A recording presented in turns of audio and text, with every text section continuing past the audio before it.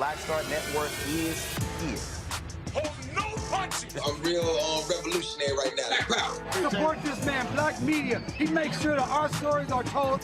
Thank you for being the voice of Black America, Roland. Stay black. I love y'all. All momentum we have now, we have to keep this going. The video looks phenomenal. See, this difference between Black Star Network and black-owned media and something like CNN. You can't be black-owned media and be scared. It's time to be smart. Bring your eyeballs home. You dig?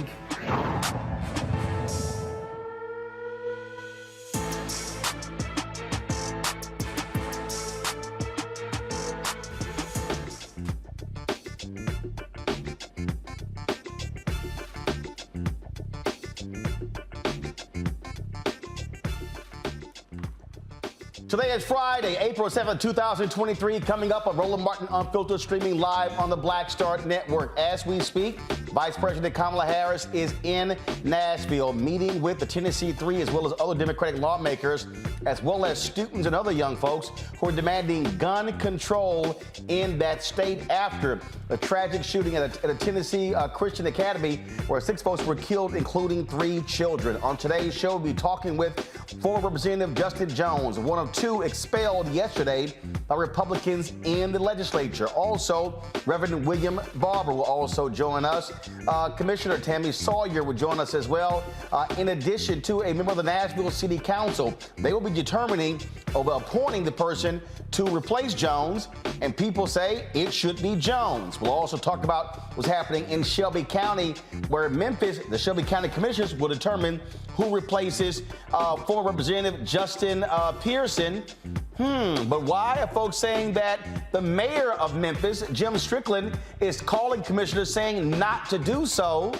We'll hear from Tami Sawyer exactly what is happening in Memphis. Chuck D joins us on today's show as well. Plus, the mother of Ronald Green will chat with her about what's happening in Louisiana with her son's case. It is a jam-packed show. It is time to bring the funk on Roland Martin Unfiltered on the Black Star Network. Let's go. He's got it. Whatever the miss, he's on it. Whatever it is, he's got the scoop, the fact, the find. And when it breaks, he's right on time and it's rolling. Best believe he's knowing. Putting it down from sports to news to politics. With entertainment just for kicks, he's rolling. It's on go, roll, y'all. It's Roland Martin. Rolling with Roland now. He's funky, fresh, he's real, the best, you know he's Roland Martin now.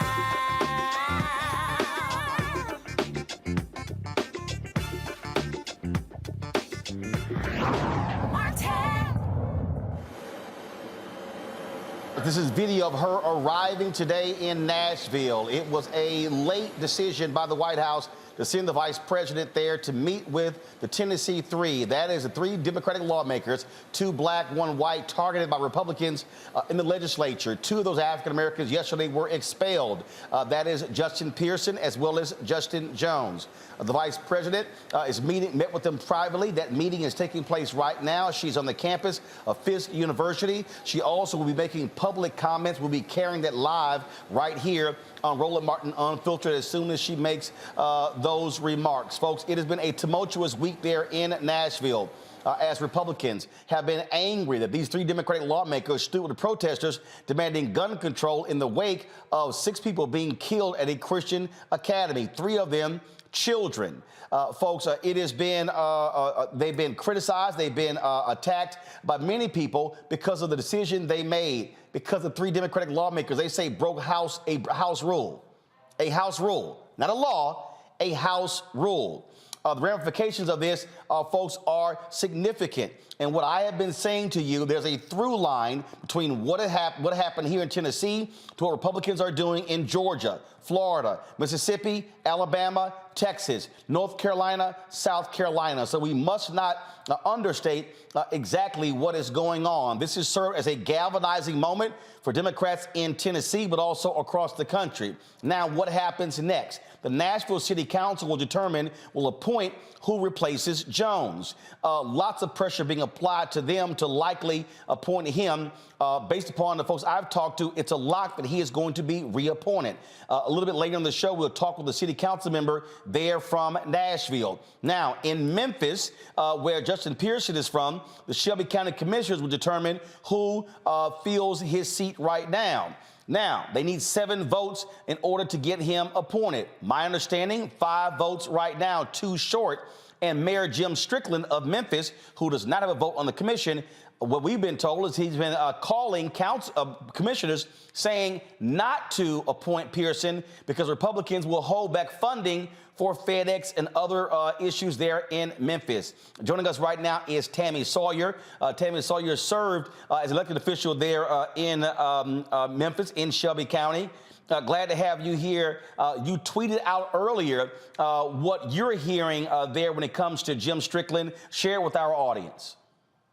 Thanks for having me, Roland. It's always a pleasure to join you. So here in Memphis, the Shelby County Commission will convene next Wednesday in order to vote on reappointing Justin Pearson.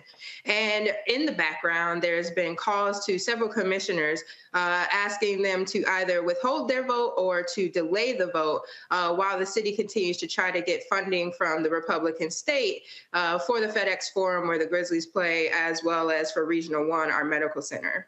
Now, you served as a commissioner there in Shelby County, and so you understand how things work there. Jim Strickland is a Democrat. And so, first of all, has he made any public comment? Because clearly, Democrats in Tennessee are angry with what Republicans are doing. What is he saying?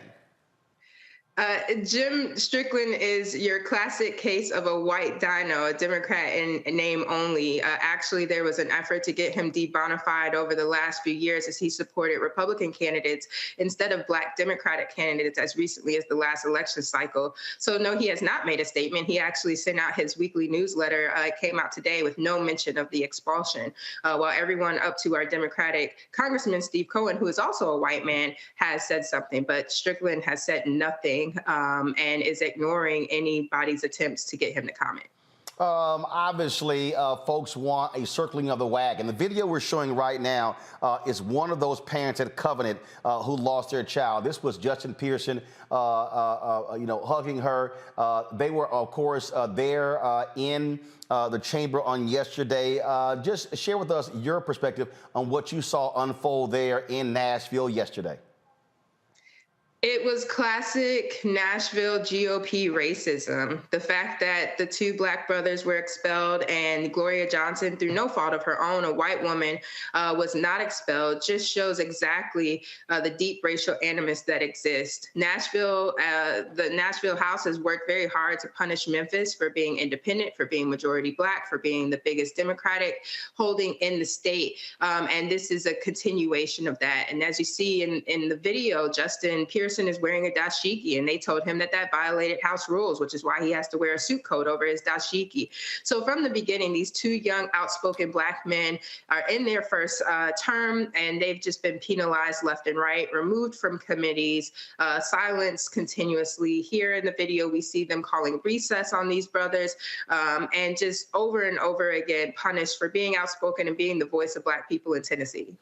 Do you believe that what this has done is served as a galvanizing moment? The vice president is there. And like I said yesterday, Democrats should be taking advantage of this opportunity because people are pissed off.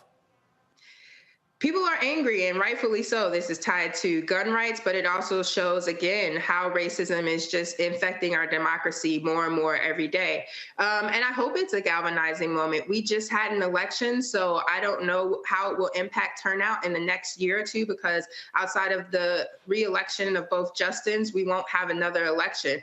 But I think that this is, one, a launching pad for both Justins to be national leaders and have their voice heard on issues related to Black people. But also for people to see the type of organizing that we're doing in Tennessee. People write off Black activists and Black politicians who represent the South. They think we should leave the South, give up on the South, but why would we give up on the land that we built? And hopefully people will see that, like Georgia, like Mississippi, like Alabama, Tennessee, Black people, we're organizing and leading too. All right, Tami Sawyer, we certainly appreciate it. Thank you so very much for joining us. Thank you. Folks, on April 17th, a group of clergy from different denominations, they have invited Reverend Dr. William J. Barbara and Repairs of the Breach to come and have a Moral Monday there in Tennessee. Reverend Barbara joins us right now. Reverend Barbara, this is Good Friday. We just, of course, commemorated the assassination of Dr. King 3 days ago there in Memphis. What you see unfolding here is a continuation of the battle where you had Dr. King going after Mayor Loeb there in Memphis with the sanitation workers 55 years ago. And now you still have folks fighting these, what used to be Southern Democrats who are now Republicans, with frankly, what is the rise of Confederacy again. You do, Roland. And one of the things that I think that we also have to think about in this moment, and I want to say this very clearly, You know, Dr. King, when those 4 girls were killed in the Birmingham church, and when Jimmy Lee Jackson was killed, James Reed, he said who killed them, and then he gave a list. Now that list that Dr. King did, Roland, you and I have talked about it, it was quite harsh. He said every Negro that is sat on the sideline. He said every white politician that is engaged in these policies, every sheriff. He said every preacher that has not moved. And so here we are in a situation where we've got this thing around the guns and these 3 legislators. And by the way, one of the things we should list is they were not out of order. They were trying to be in order. They were trying to do regular debate. And what happened was the speaker began to cut off the mics and stop debate and would not allow them to be able to say anything. So they were forced to do this. They were forced to do it. But Roland, you raised this point, and I want to raise it. However, we got to go deeper on this, because right now it's around these guns and the killing of our babies and bringing people together. One of the reasons we're going to do Moral Monday, and they wanted us to come, was to expand it. You know, Moral Monday is not just a day, it's a season. Because this same legislature, Roland, has blocked Medicaid expansion. You know what happens when people block Medicaid expansion? People die. This same legislature has blocked living wages and kept people poor. You know, 700 people die a day from poverty. This same legislature, when they wanted to pass a resolution around Dr. King's birthday, because they included remarks that had been made by the Poor People's Campaign and others and talked about poverty and dealing with gun violence and dealing with health care, they would not approve it until all of that stuff was taken out. So this legislature has been a death legislature for a long time. And the truth of the matter is, what one of the clergy said today, we all need to repent, because we should have been standing up long time ago, but since the time is now, let's do it, let's keep it going, and let's not just stop with the critique on the gun laws. This extremist legislature, like so many in the South, is death dealing, because the policies it promotes are not benign. They hurt people, they destroy lives, and they undermine people's health and well-being. And when it's pushed to the nth degree, they care more about guns and bullets than the lives of babies. Video we're playing right now from the Tennessee Holler. This was shot earlier today. People are still mobilizing there. I just think, Reverend Barbara, again, we always talk about how moments turn into movements. And that's right. Look, so the actions of these Republicans to 6 people being killed in a school is to expel 2 black lawmakers, not deal with the problem. And so, do you see the opportunity in Tennessee, what happened in North Carolina with Moral Mondays, where it started with 17 people, it was African American, but then all of a sudden, a whole bunch of white folks, a whole bunch of firefighters and police officers and teachers begin to realize, wait a minute, this stuff impacts us too, not just black folk. Exactly. In fact, it started with 17 people, 7 clergy, 10 people. The first woman that got arrested was a white woman in a wheelchair. But it also started over one bill when they decided to block health care. Then they decided to deny living wages, and they decided to deny voting rights. And people said, wait a minute. And guess what, Roland? It happened in April. It happened right. The thing that caused us to mobilize tomorrow Monday was during Holy Week in 2013. They passed the worst voter suppression bill in the history of the state since Jim Crow. And we said if they're going to crucify health care, crucify living wages, and crucify voting rights, there always must be a witness at a crucifixion and declare that it's wrong. People stood up. We didn't know where it was going to go, but as you said, moments can turn into movement if we think movement. And I think people are thinking movement. I think what you're seeing is we can galvanize black and white and brown people. If the narrative shifts, the South is not really red, it's unorganized and unmobilized. And so here is a powerful opportunity. They try to take out these 3 legislators. Watch what Jones and Pearson and Jones have done, though, and the white lady that's there. Number one, she wouldn't allow them to split them from her, even though they didn't expel her. Notice how every time Justin goes to the mic, he's saying, look, this is not just about me being a legislator. This is about them trying to to shut down the voices of my 70,000 constituents. This is a moral issue. This is about them trying to block public policy. This is about democracy. They are skillful. I've known both of them for a while, especially Justin Jones. They are being very skillful, and they're leading us. They're not allowing it to be about a personality cult. They're forcing this to be about a movement, about principle, and about shifting public policy. We stay here. Yes, this is a movement, can build across this nation. That's why we were invited to go there on April 17th. We've got Muslims and Christians and Jews and people of faith, pastors, clergy, people who may not be people of faith, but who believe in the deep moral values of our Constitution. On the 17th of April at 11 o'clock, we're going to be marching. And guess what, Roland? We're taking caskets. We're going to be in full vestment.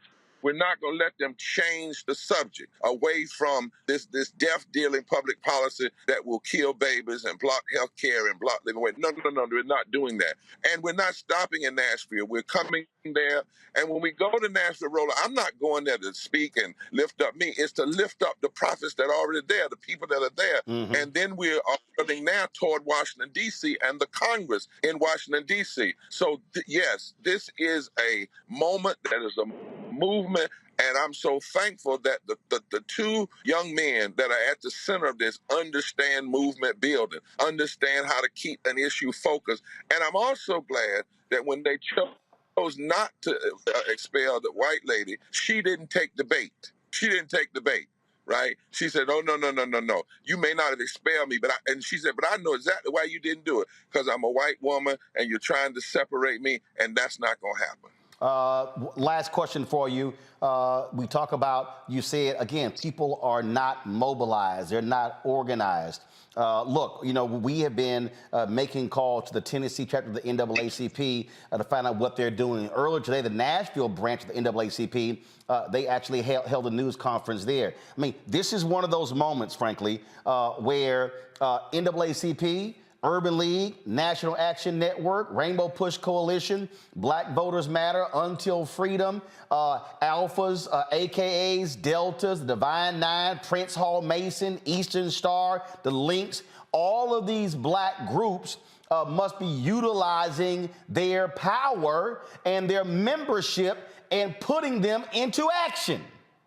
Exactly. Now, let's be honest. Justin, both of them have done some things prior to this moment, and they didn't have the support they should have had in other areas. Now they're here. Let's move beyond that, but we got to repent of that. Secondly, it's going to take more than a press conference, and you have to bring more than just a race critique to this moment. You've got to be able to deal with race and class. You've got to be able to step into the issue. Look at the crowds that they look now. You got to be okay with being around white women and white men and children. And you got to make this about a moral issue. A press conference. This is a long-term battle. Look, even Governor Kasich, who used to be out of Ohio, said on MSNBC the other day, and I don't agree with his policies. He helped create a lot of this mess. Right. He said we need something as long as what happened in Montgomery, over 300 and some odd days. The same is true here. Yep. And this moment, we must mobilize. So I'm like you, Roland. Everybody that claims they're in movement building needs to be engaged in this movement. We need to repent for when we haven't been engaged. This is not the time to be behind the closed doors trying to cut little deals. This is about mass movement to shift mass public policy for fundamental change. Reverend William Barbara, we certainly appreciate it. Thanks a lot. Thank you, Doc. Let's go live to Fisk University, where Nashville Councilmember Joyce Stiles is there. The video you saw there was of Justin Jones and Justin Pearson arriving there at Fisk University. Glad to have you with us, Councilwoman Stiles. Has the Vice President arrived there yet? She is actually getting ready to make her way over. Our senators and our congresspeople just walked in, as well as Justin Jones, Justin Pearson, and also Gloria Johnson. And so the Vice President, I understand there was a private meeting that took place. She's also should be making some public remarks. That is correct. They just finished over in the library, and they are on their way over here to Fisk Chapel. This has been obviously very contentious. You're the city council. Y'all have to make a decision as to who is going to replace Jones. My understanding that council members there are standing strong, and they want him to return to the legislature to represent his district. We absolutely do. What happened this week was absolutely ridiculous.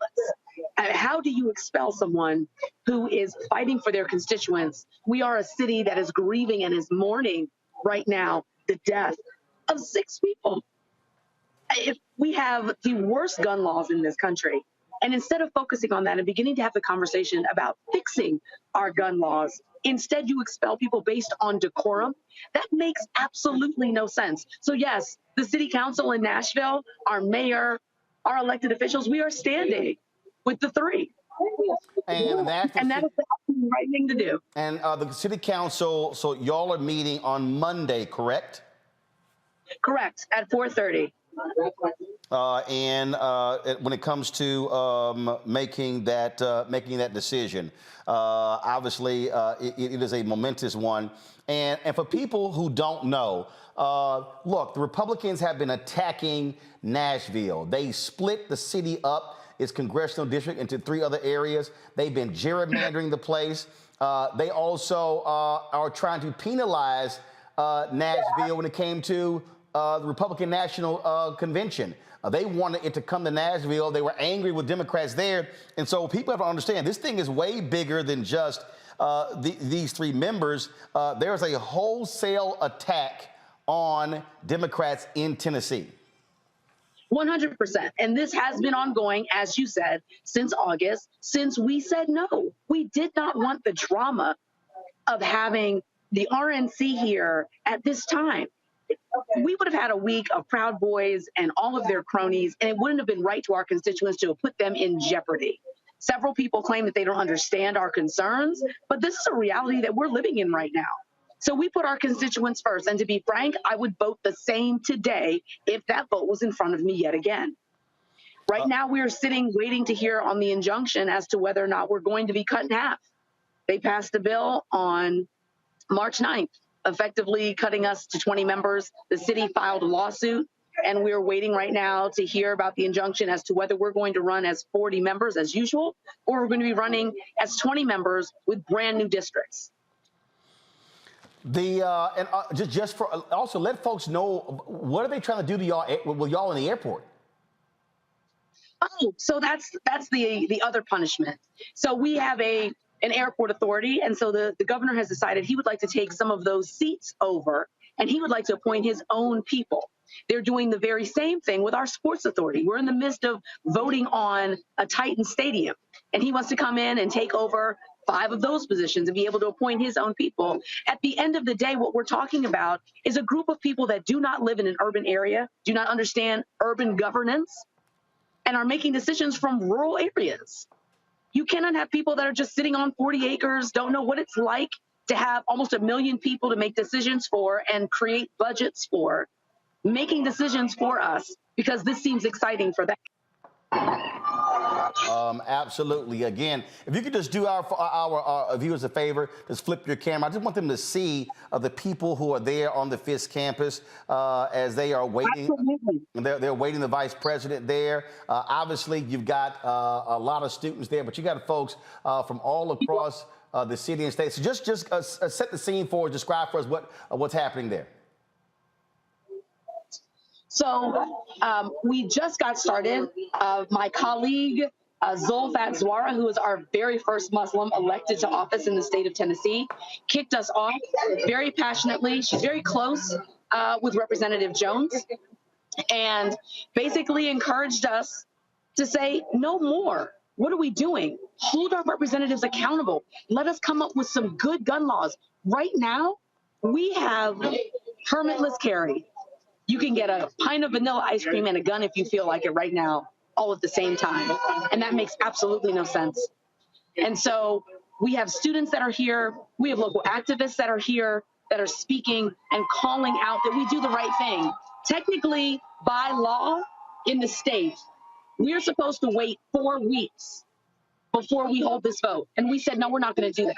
We're going to hold it on Monday. And the vice president, I believe, is making her way around the block. So when we start to see her, we'll certainly transition the phone that way. But yes, it is an amazingly weird time in Tennessee. We have been under assault since that vote. They have been coming after education. We just renamed the street Representative John Lewis Way 2 years ago, and they put a bill forth this year to name it President Donald J. Trump Boulevard. And the only reason why that did not pass is because, frankly, the fool who decided to put the bill forth got caught liking some homosexual posts and putting comments on it. And so they said we probably should just pull this one back because it's going to cause us a lot of trouble if we continue. Wow. Well, look, I know that is unbelievable. If you can hear, yep. I believe there's I think she might be making her way, but she's around the corner. Okay. So. All right. So let us know if you have to get inside, because typically what happens, they close those doors and lock them down. Well, so far so good. Since she's not in the building just yet, I'm okay. Okay. Thank you. All right. Well, just let us know, because we don't want you to get locked out. I'm sure you want to be inside to hear her speak. So so let's just do this here. What we'll do is go ahead and do that, and what we'll do is we'll hopefully be able to carry her remarks live.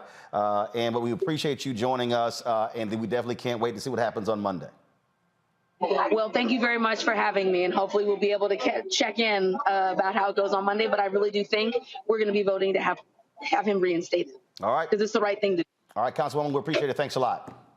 Happy Easter. Likewise. Folks, this is a live feed here from Channel 5, what's happening in the Fisk Chapel. We're going to go to a break. You should be able to, you have the audio?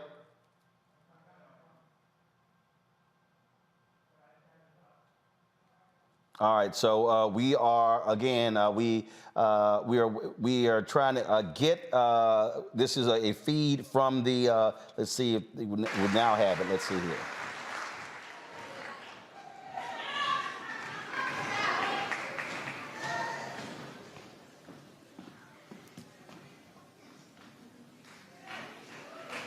So again, there are a variety of speakers there. Here's what we're going to do. We're going to go to commercial break, and we'll come right back, folks, on Roland Martin Unfiltered, right here on the Black Star Network. Hatred on the streets, a horrific scene, a white nationalist rally that descended into deadly violence. You will not. White people are losing their damn minds. As an angry pro-Trump mob storms the U.S. Capitol, we've seen shooting. We're about to see the rise of what I call white minority resistance. We have seen white folks in this country who simply cannot tolerate black folks voting. I think what we're seeing is the inevitable result of violent denial. This is part of American history. Every time that people of color have made progress, whether real or symbolic, there has been what Carol Anderson at Emory University calls white rage as a backlash. This is the rise of the Proud Boys and the Boogaloo Boys. America, there's going to be more of this. Here's all the Proud Boys, guys. This country is getting increasingly racist in its behaviors and its attitudes because of the fear of white people. The fear that they're taking our jobs, they're taking our resources, they're taking our women. This is white fear.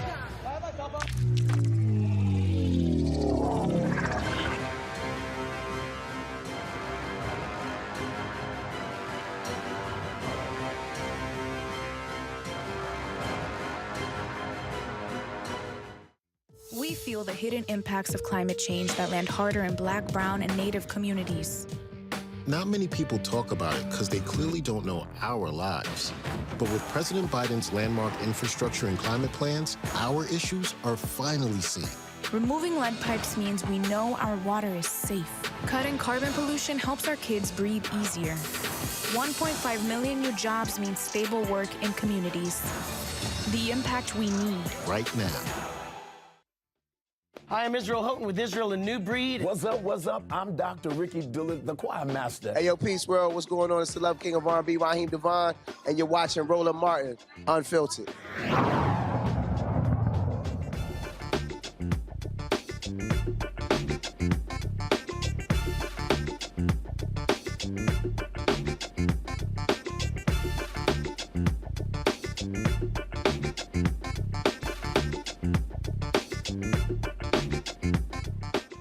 Again, folks, this is a live feed from the Fisk Chapel, where shortly Vice President Kamala Harris will be speaking there. I want to introduce my panel who joins me today on today's show. Civil rights attorney Matt Manning, Michael Imhotep, host of the African History Network show, also legal analyst Candace Kelly. Glad to have all three of you here.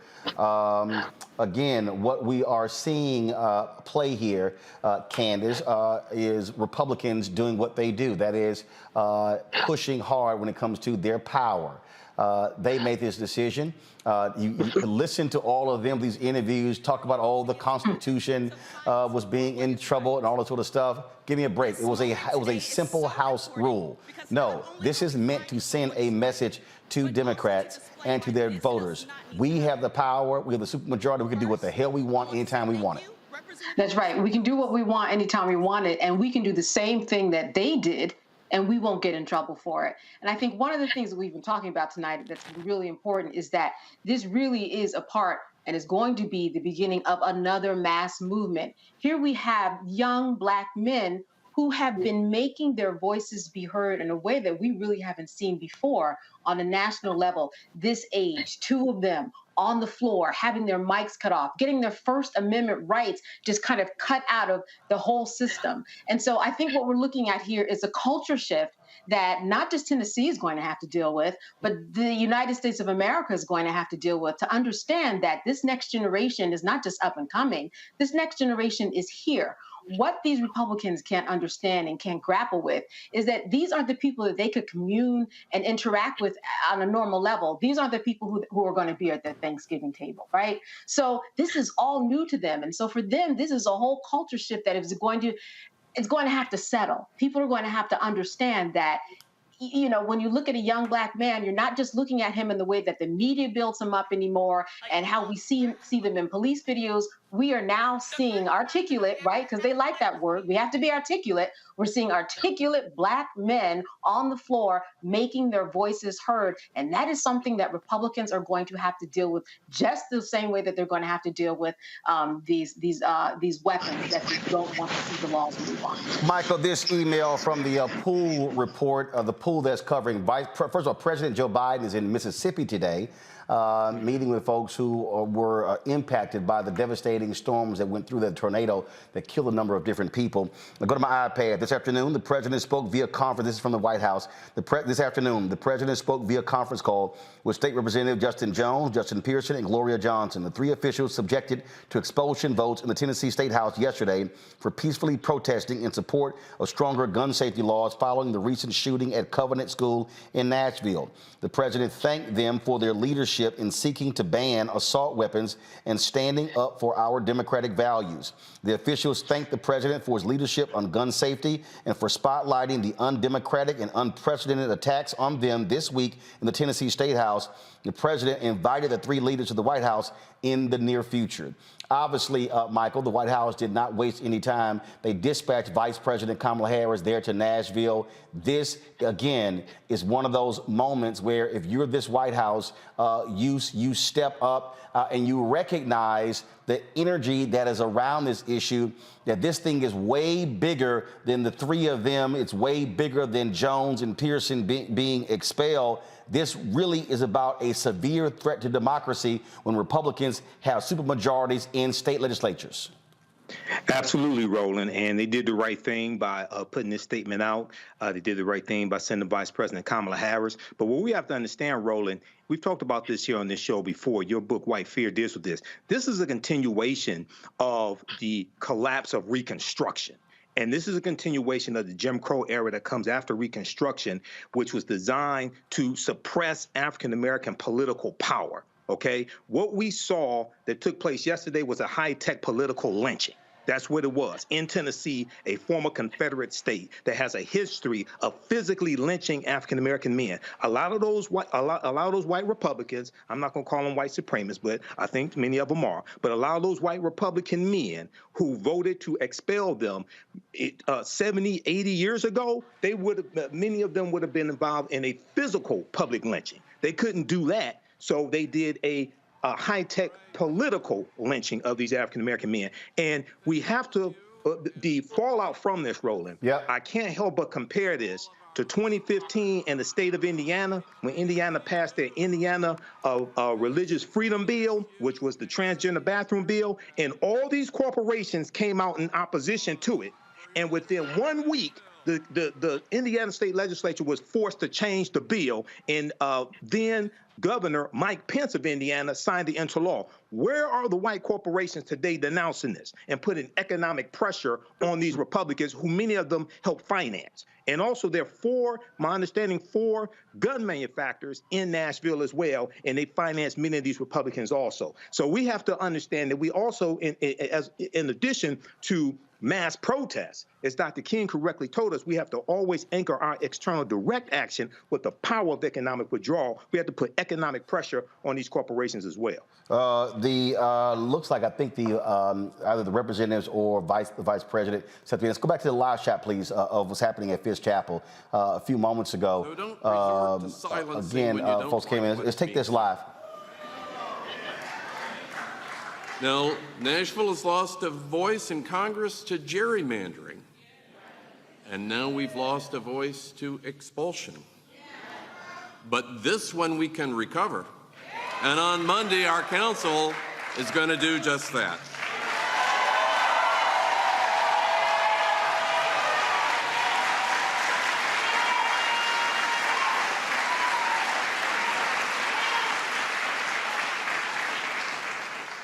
So in the wake of this terrible tragedy at Covenant, let's be determined to make common sense. He said something there that was critically important when he said this has happened because of gerrymandering. And that's really what Republicans have done. They have gerrymandered themselves into power. Supreme Court ruled in a case that came out of Wisconsin that they cannot get involved in political gerrymandering, which then means, well, if you already have gerrymandered states and they gerrymandered the state legislatures and they gerrymandered the state Supreme Court, hell, it's hard to overcome that. And that's one of the reasons why you have Republican supermajorities in Tennessee, in South Carolina, North Carolina, Florida, and all these different places. Is because of political gerrymandering. I'm assuming that's for me, Roland, and that's correct. In fact, as it relates to Gloria Johnson, she had to run for a new district because they gerrymandered her old district that she was already serving in, and she had agreed not to run against— Matt, hold tight 1 second. I believe the vice president is now coming into Fisk Chapel. Let's go live to there, folks.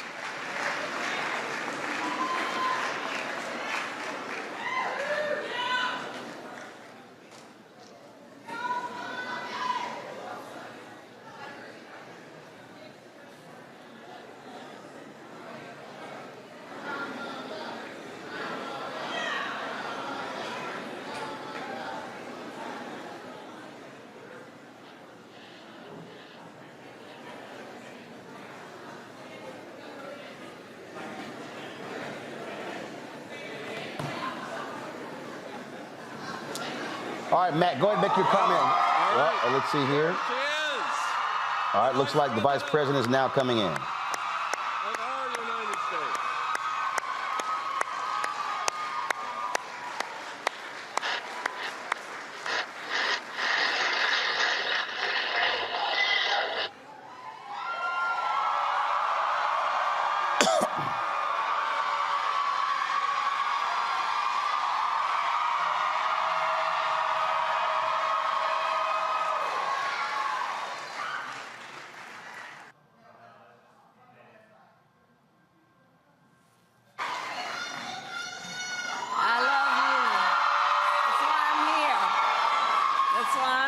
I love you. Please have a seat. Please have a seat.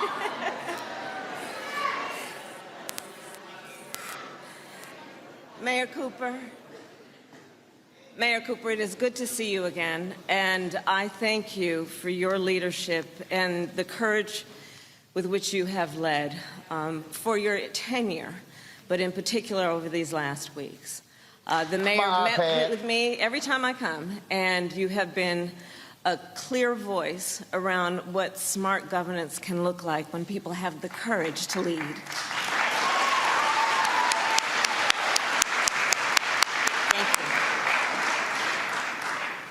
So before I discuss the reason for our convening, I do want to mention the devastating tornadoes that have taken place in the state over the last 2 weeks and across this region. Lives have been lost here in Tennessee. And as many of you know, our President Joe Biden, approved today a disaster declaration, and we will continue to support the families in the community, and our prayers and our thoughts are with all of those who have been affected. So we are here at Fisk University.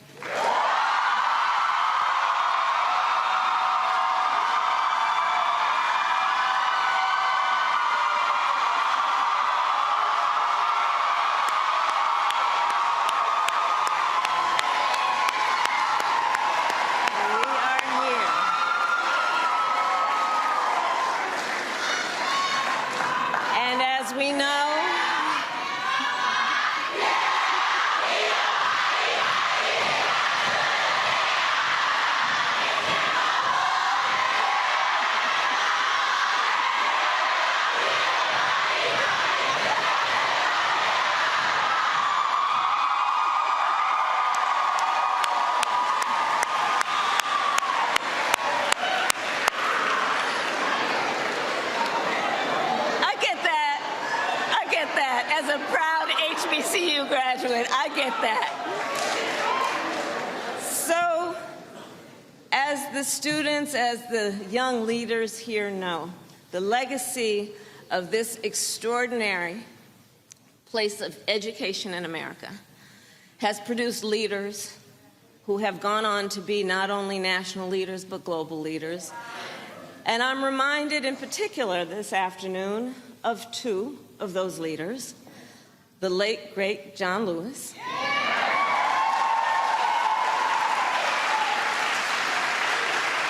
and of course, the phenomenal Diane Nash.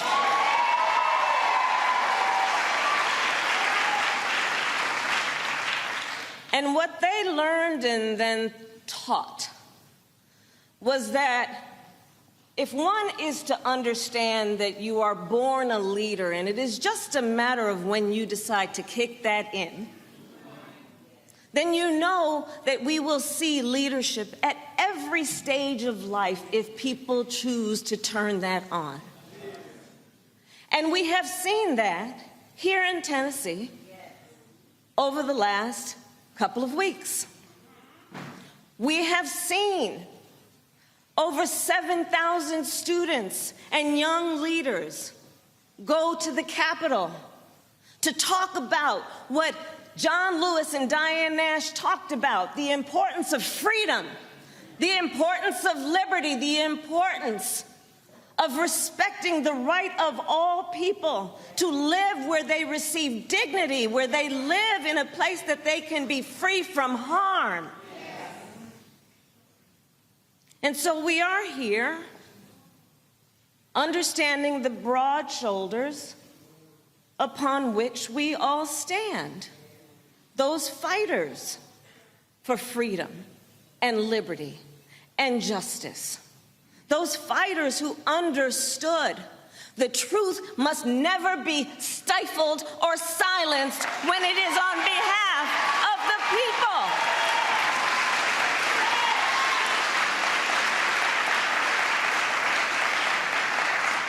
And so I want to start by recognizing the Tennessee Three.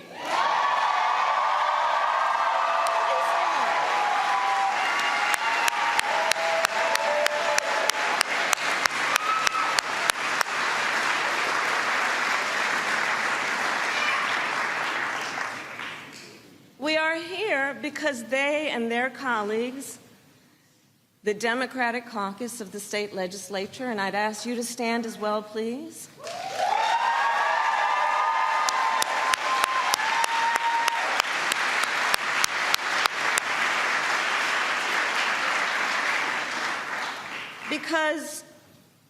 They chose to show courage in the face of an extreme tragedy, which is that 11 days ago, 6 people, 3 educators, and 3 babies, 9 years old, were murdered senselessly due to gun violence. They chose to lead and show courage to say that a democracy allows for places where the people's voice will be heard and honored and respected. And they understood the importance, these 3, of standing to say that people will not be silenced, to say that a democracy hears the cries, hears the pleas, who hears the demands of its people, who say that children should be able to live and be safe and go to school and not be in fear.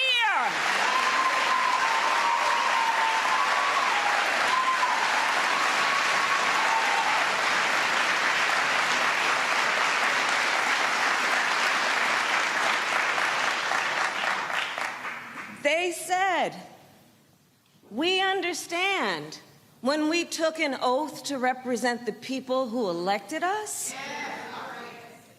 that we speak on behalf of them. It wasn't about the 3 of these leaders. It was about who they were representing. It's about whose voices they were channeling. Understand that. And is that not what a democracy allows?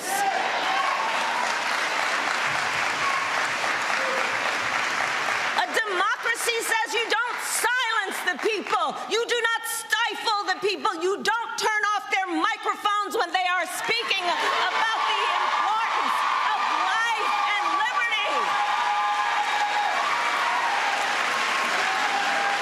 That is not what a democracy does.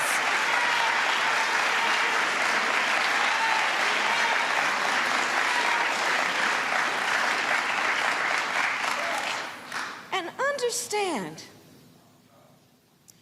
So they turned off the microphones.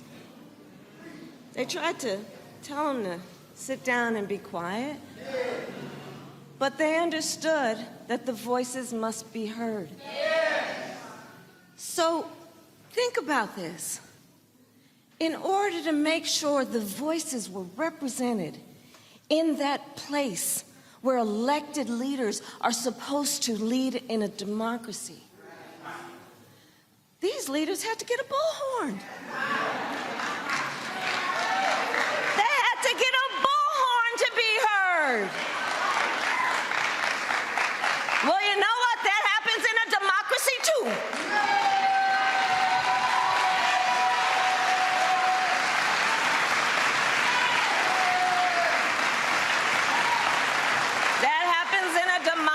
Too. If the students demand, if the moms demand, if the people's demand is not being heard by those who should listen and care and contemplate and reflect and think about, maybe I should give this a moment to listen. Give it a fair chance to be heard. If I feel like I'm so right, shouldn't I have the courage to debate it?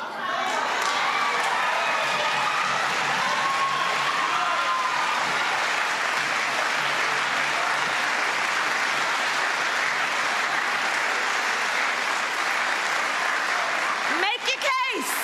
Make your case. You don't turn off the microphones. And then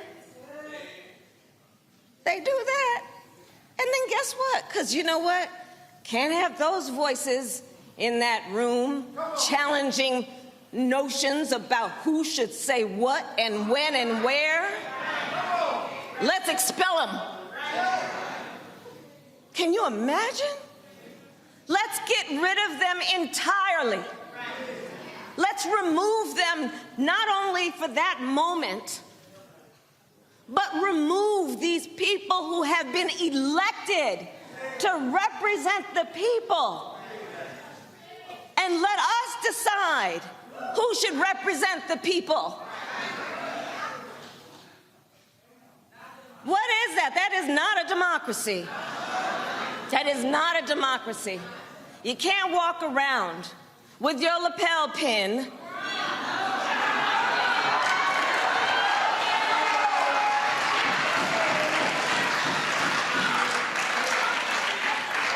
and you're not representing the values that we hold dear as Americans.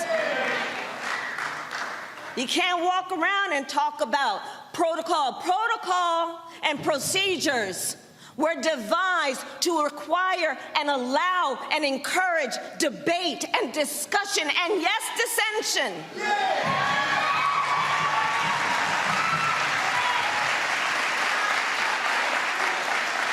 But these so-called leaders tried to shut it down instead.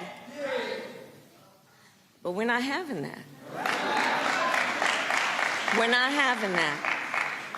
And so the thousands of young leaders who descended on the Capitol and continue to organize, continue to require that the voices be heard. Because let's understand, the underlying issue is about fighting for the safety of our children.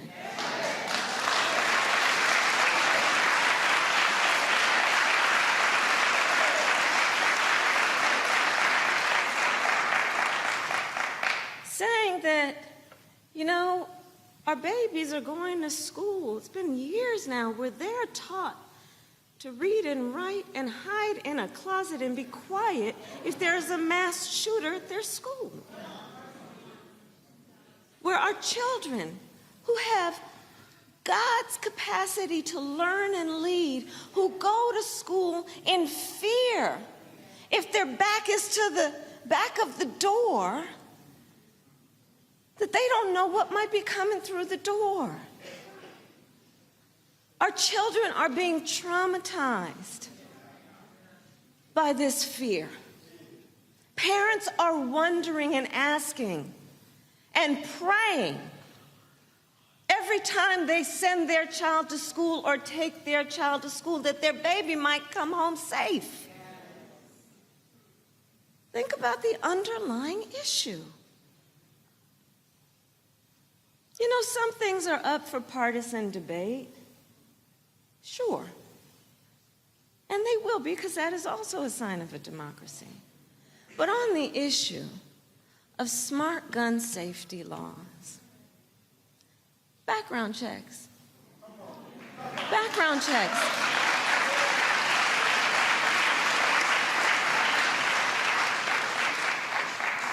The policy is really pretty straightforward. It's to say, you might want to know before someone buys a gun whether they've been found by a court to be a danger to themselves or others. You just might want to know. You might want to know if someone has shown themselves to be violent before they can go and buy a gun. You just might want to know. It's reasonable. The mayor talked about red flag laws. When we know, and when a community or a family knows, shouldn't we listen? Shouldn't we listen? Assault weapons. These are weapons of war. These are weapons that were designed to kill a lot of people quickly. No place on the streets of a civil society.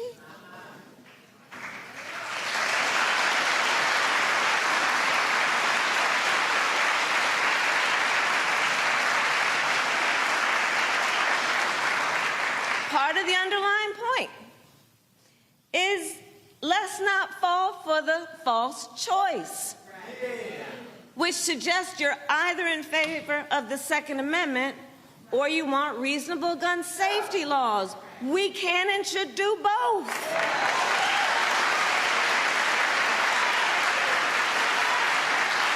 Don't fall for the false choice. So the underlying issue is one that we are witnessing over and over again. This community experienced it firsthand just 11 days ago. I have been to Atlanta. I have been to Buffalo. I have been to Highland Park and Monterey Park, just in the last several months. You know, and the thing is that it's not like we're trying to figure out how we should deal with a policy around smart gun safety laws. The ideas are there. The issue, which gets back to these three,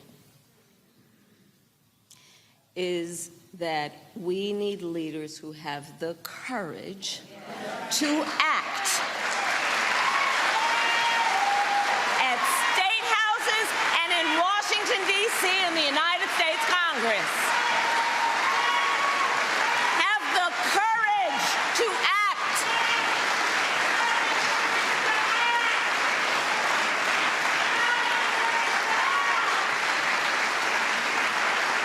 Instead of the cowardice to not allow debate and to not allow a discussion on the merits of what is at stake.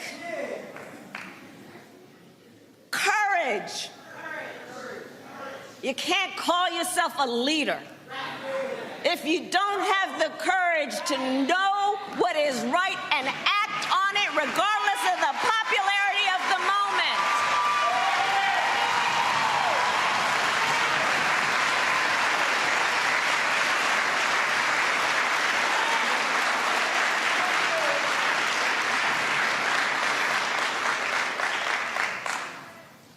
So I'm going to close with this point.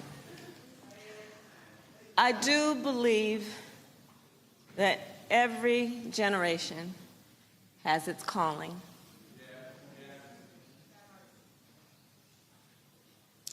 That there are moments in time that find you and require and depend on your leadership. And so in particular to all the young leaders here, this issue is going to require your leadership. It is. I spent time as a United States Senator in the United States Congress. Before that, I was an Attorney General leading the second largest Department of Justice in the United States. I'm now Vice President of the United States, and I'm telling you,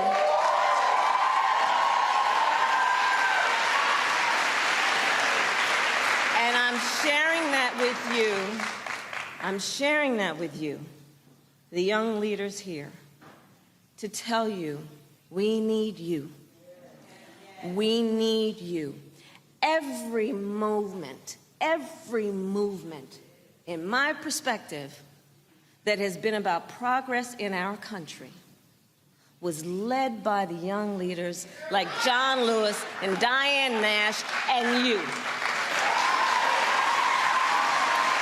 The Justins. Every one of them. And so we are going to be depending on you in solidarity with the work we will all do in our respective positions to lead. You speak with such clarity. You speak by telling the truth through a lived experience. Your voices are part of the conscience of our country. When we need in these moments in time people who have something in them that is about empathy, about care, about a sense of responsibility for their brother and sister. We need you all. And your leadership in this movement is going to impact people that you may never meet, people who may never know your name. But because of your leadership, they will forever be benefited. So I say all that to say, we will not be defeated. We will not be deterred. We will not throw up our hands when it is time to roll up our sleeves. We will fight. We will lead. We will speak with truth. We will speak about freedom and justice. And we will march on. All right. Vice President Kamala Harris speaking at Fisk University in their chapel, firing that audience up. Of course, she is there standing in support of the Tennessee Three, Jones Pearson, Justin Jones, as well as Gloria Johnson. Representative Gloria Johnson, she was the only one of the three who was not expelled by Republicans in the legislature on yesterday. You might remember Justin Jones said that he was being treated like he was an uppity Negro. As one of my fan members, I don't know who sent me this shirt. I thought it was appropriate to wear today. Matt, you were speaking before we left. That right there definitely was, I would say, Vice President Kamala Harris in her bag. Yeah, definitely. She struck the exact tone that she needed to strike, and I'm glad that she did. I think the reality of this, though, is what we're looking at is, in America, there are two different standards for black people and white people. We know that. But we know in about 3 months, people will be celebrating the 4th of July, and they'll be celebrating the Boston Tea Party and the colonizers standing up to tyranny, right? But this is what we see. We see that these rules and these moving goalposts are always applied to black people when it comes to protest or when it comes to anything that Republicans can dog whistle and try to slide into not meeting decorum. And that's what's so heinous about this, is that the underlying thing that they're protesting is gun violence in the wake of yet another heinous, tragic mass shooting. I mean, it's absurd to me that, one, they would take that political position, but two, that you would ostracize and expel 2 young men who are standing for their constituents. My understanding is the mother of one of the children that was lost was there thanking her person who represents her. So it's an absurd idea that they would be vilifying this. And I'm glad that Gloria Johnson took the position that she did and said, look, you know exactly why I didn't get expelled, because I'm a white woman, because that's the reality of what it is. We see this in all aspects, and it's abhorrent that it's happening. And it's frankly terrifying, because what you're seeing not only in Tennessee, but in Texas and all these other places, are you seeing that Republicans are just not reticent to use their power, and they're willing to change the rules at all times that it benefits them? But this is wholly undemocratic. I mean, especially considering George Santos has lied about everything a person can lie about, and he's still sitting in Congress. If you can't figure out a way to expel George Santos, but you can figure out a way to expel these guys, it's because you want to expel these young black men who are standing up for the cause. Candace, you heard the vice president make it plain that she and President Joe Biden will be standing for those fighting for gun control. But she invoked the names of John Lewis, Diane Nash, and she said to young people, we need you to rise to this occasion. That, to me, is exactly what needed to be said. And I've been saying, when millennials and Gen Zs begin to vote their numbers, they can change this country. Absolutely. And, the speech that she gave was so on point, especially because all of the dogs were barking at the same time. Everything was lined up, and she had that moment and the time. Look, she wasn't talking from a teleprompter. She had a few notes, but she was really speaking from her heart to make her point that, these young people who got into office, they got into office for the very thing that they were expelled for. You go to the floor, you ask questions, and you have a debate.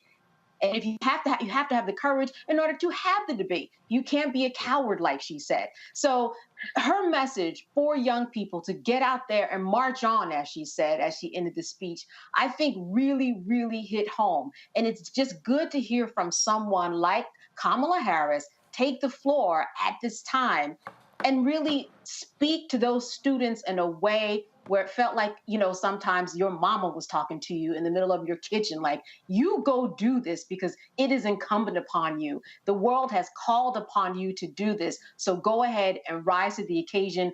We have your back. It was a fiery speech, and I think that it was just perfect timing. And it was good to see her there at Fisk University. Michael.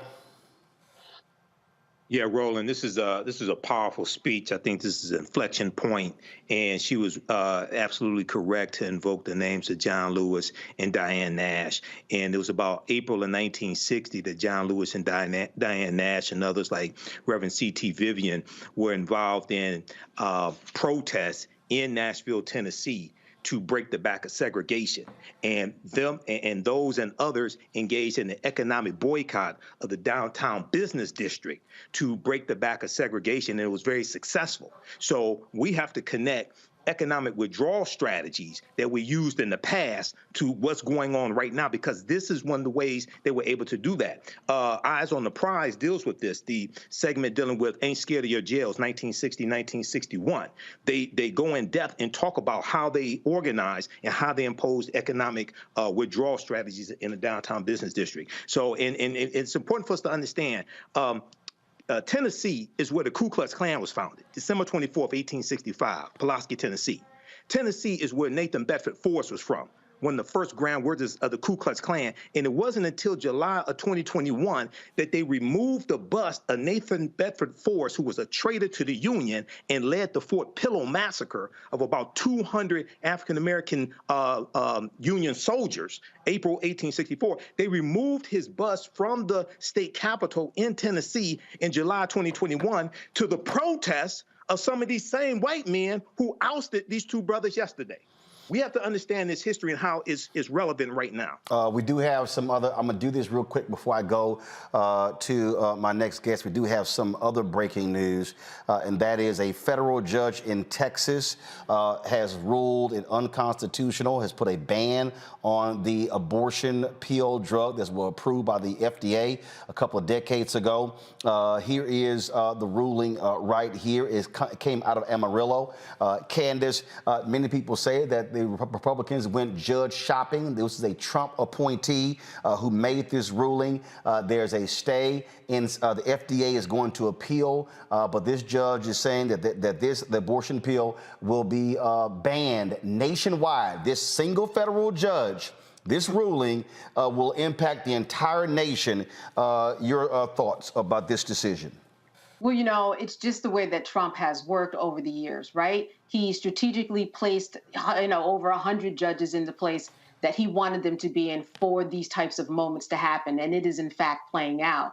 The reason that we have this one judge doing this is because it sets a precedent for other areas in the country. And when there is no precedent to go upon, you have to look at the only precedent that's on paper. And so that's why this is going to have reverberating effects.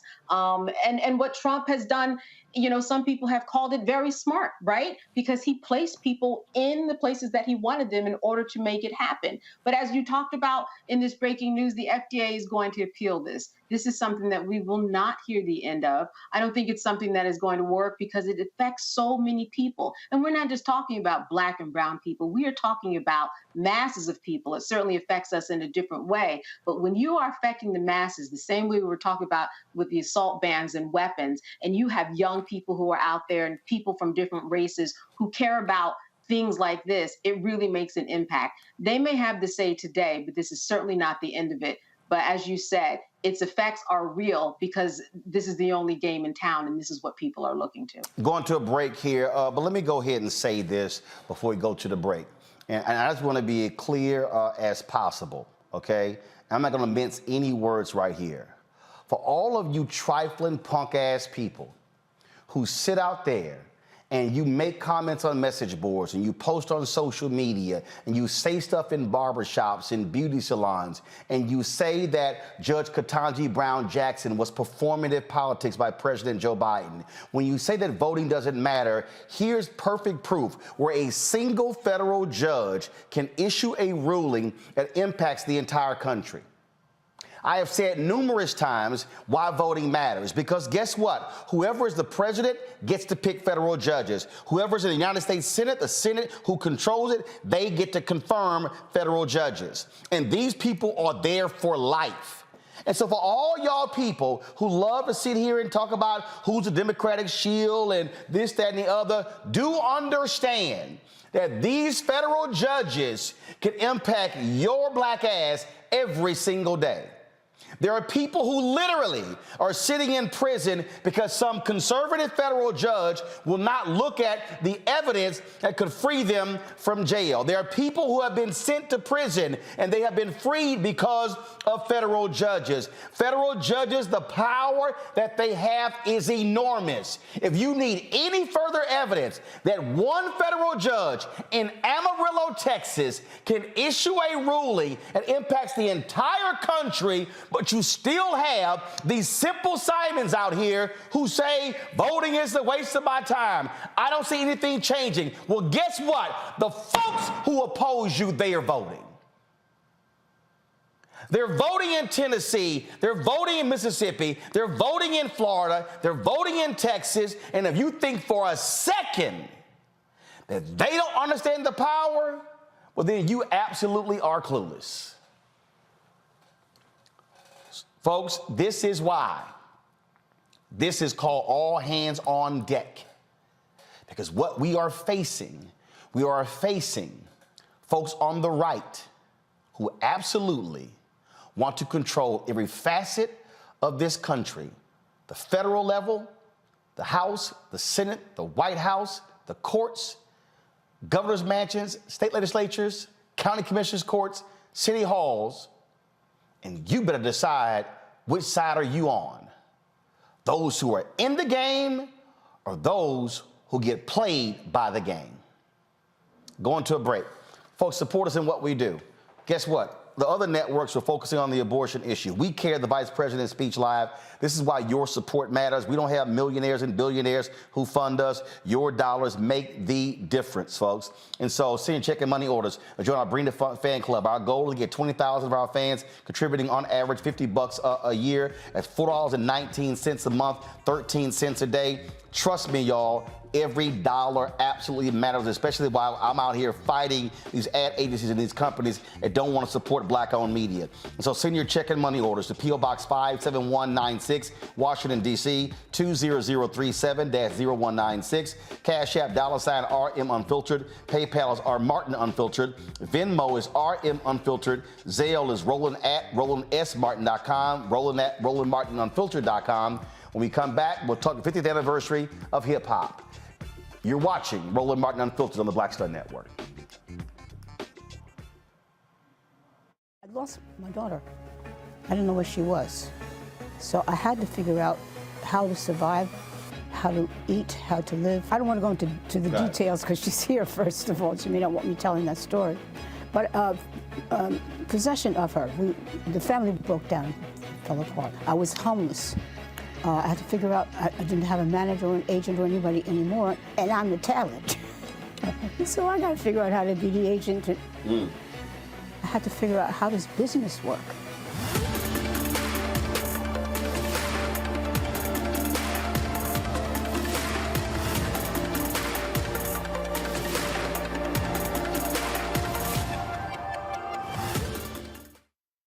Next on the Black Table with me, Greg Carr. Dr. Kwasi Kanadu, author, scholar, and healer. He is one of the truly representative thinkers and activists of our generation. I had a dream, a particular night, and when I woke up, several ancestors came to me, and they came to me and said, "We really like what you're doing, but you have to do more." His writing provides a deep and unique dive into African history through the eyes of some of the interesting characters who have lived in it, including some in his own family. The multi-talented, always fascinating Dr. Kwasi Kanadu on the next Black Table here on the Black Star Network.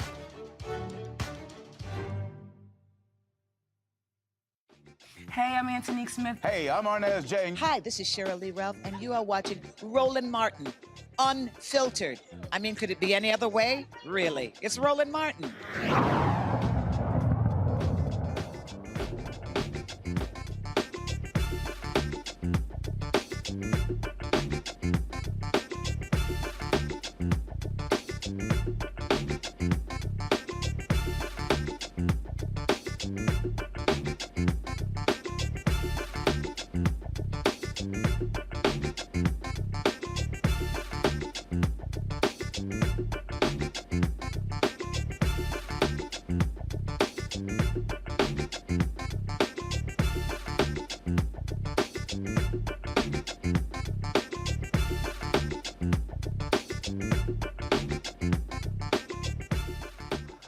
Folks, June marks the 50th anniversary of hip-hop, and there are many people who have been very much involved in the growth of this phenomenon created by African Americans.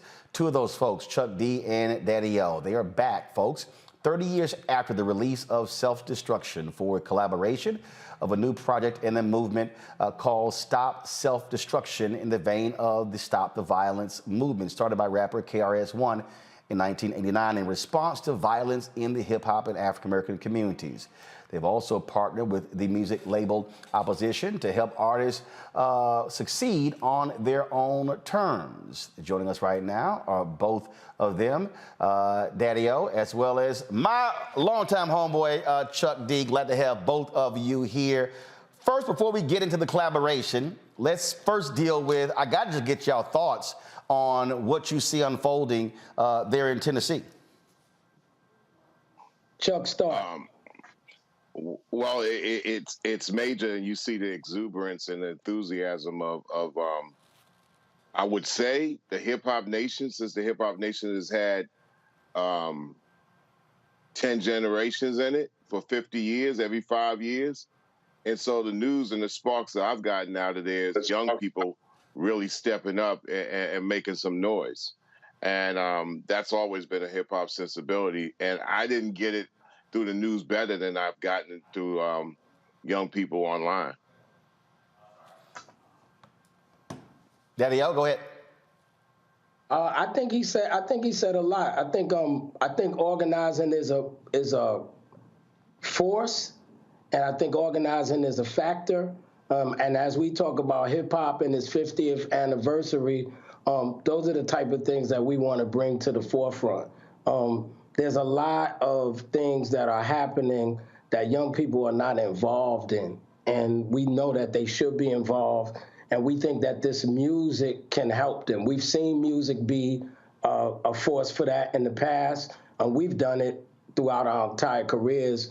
Stetsasonic and Public Enemy has done it throughout our entire careers. But with this Stop Self-Destruction movement, we want to move a lot of that forward and get a lot of the issues out, like be able to talk about it. But here's the deal, right? A lot of this stuff is not being talked about on record. And so, honestly, that's kind of sort of the reason young people are not involved, because their whole life is music now. It used to be a little different when we was talking about records and 8-tracks and cassettes. The accessibility wasn't there as it is on the internet. Their life is music now, so we got to get in that. Hey, Brother Roland, yeah. Remember, they blame hip-hop for so long, and they blame young people for the gun violence, and this was born out of the 1980s, when the same thing they talk about is a national problem with the guns and the NRA and the lawmakers and the gun makers. We addressed these issues in the 80s because it got out of hand to silence. It was silence in the 1980s when there was shootings in schools, when there was shootings in the street. The gangs accelerated because there was this quick money, because all of a sudden out of nowhere, you had guns and you had drugs. And this happened to be along the recorded ascent of hip hop. So the biggest discussion of hip hop at that particular time in the mid 80s was going and say like, well, we're going to talk about this self, this self-destruction, the gun violence that they're ignoring, but this is number one on our charts is something we got to deal with. Fast forward to 2023, fast forward to the 20 teens, and the biggest issue is like, why are all these shootings happening? And the faces that actually behind a lot of it aren't Black youth. So now it's come up, to the top of the water chain, and everybody's like, "Wow, this is something we got to deal with." And then when the hypocrisy comes on how to deal with this, let's say the manufacturing, the distribution, and how guns end up in all these hands, now you see the real color come out. Ain't that something? So young people have seen these hypocrisies. I'm saying young, I'm giving it 30 and under, Roland. Mm-hmm. And 30 and under has been the language. Hip hop has been the language to say, if we're not going to get on the news, we're going to actually step forward. And now technology has stepped alongside to be that extra springboard to the culture. So, and that's a long answer to your initial question. But once again, the language of hip hop is speaking large to that. How do we, though, we talk about the music, we talk about the power in the music and the ability to reach people, but it also is a question of what is being said in the music. And both of you can speak to that, because obviously there used to be a different focus when it came to what is being said. How are both of you looking to deal with other artists if this changes, and not just talking about whether it's cars or money or women or anything else, that they really can impact people in a very unique way if the message is speaking to them that's different? So I think one thing to understand about hip hop is hip hop has a nonviolent origin, right? Hip hop started, there's a movie, Ruble Kings, you could look it up. Hip hop started because gangs in the Bronx made a truce. Then the Brooklyn guys came in, the Manhattan guys came in. Wasn't too many gangs in Queens. They made a truce that they wasn't going to fight anybody anymore. And then all that competitive art, breakdancing, graffiti arts, DJing, the rapper came last, but rapping as well. That's what hip hop was born out of, right? So we're talking about a form of music with a nonviolent origin. What Chuck and I have figured out is that we are in the area of what we call absentee fatherism. Hear what I'm saying? If Young Thug is not my son, if Future is not my son, then whose son is he? John Bon Jovi's son? Bob Marley's son? Maybe Kenny Rogers' son? No. So all these guys come out of us. But without the elders in the sport, like with anything else, we just talked about John Lewis, like with anything else, without the elders in the sport, without the elders in the game, then these kids are kind of going off in their own direction. We don't think that they're demons. We do think they're doing some demonic stuff, but we look to turn that around by being in the rooms with them. A lot of what we're doing with Stop Self-Destruction is organizing the young people and us together, because I don't think that they've seen the likes of a Chuck D or a Daddy-O in those studio sessions. Also, to add on with Daddy-O, because there hasn't been a reaffirmation in this society of knowledge of self and who we are to the world, there's a fear of aging. There's a fear of getting old because you might have not had it from the age 0 on how to appreciate and graduate year to year into the age of young to older to old. So what hip hop has done, or I would say like myself, Daddy-O, KRS-One, what we're trying to do at the Hip Hop Alliance with MC Light and the Elder Curtis Blow and others, we're trying to draw the line to saying this is a language that could go across 50 years. And at the same time, at the end of that rainbow, you see that there is a great attribute to being able to age as a Black person in the society that has still so much against you.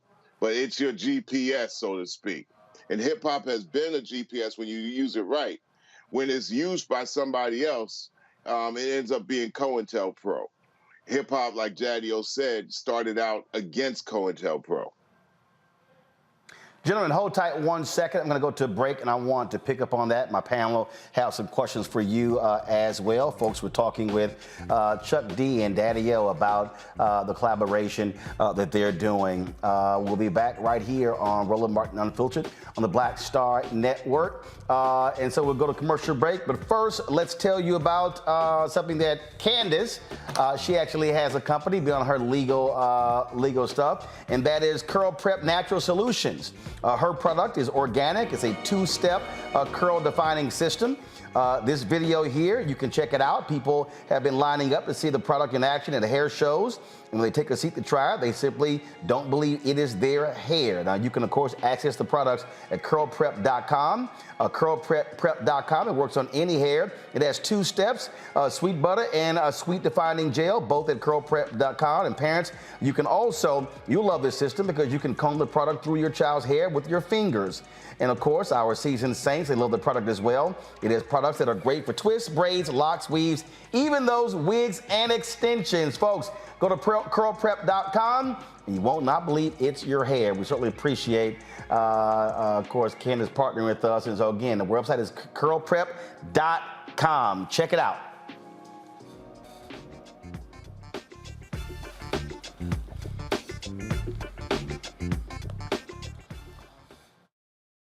When you talk about blackness and what happens in black culture, we're about covering these things that matter to us, speaking to our issues and concerns. This is a genuine people-powered movement. There's a lot of stuff that we're not getting. You get it, and you spread the word. We wish to plead our own cause.